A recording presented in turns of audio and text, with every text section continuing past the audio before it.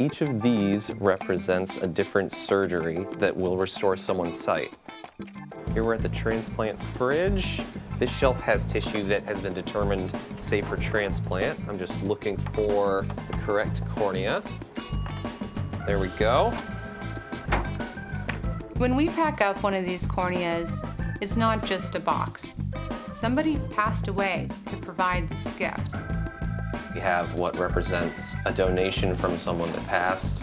We have a gift that's going to restore someone's sight, and days of hard work that bring those two worlds together. It makes all the paper shuffling, 2 a.m. phone calls when you're on call worth it, because we get to be part of such an important story.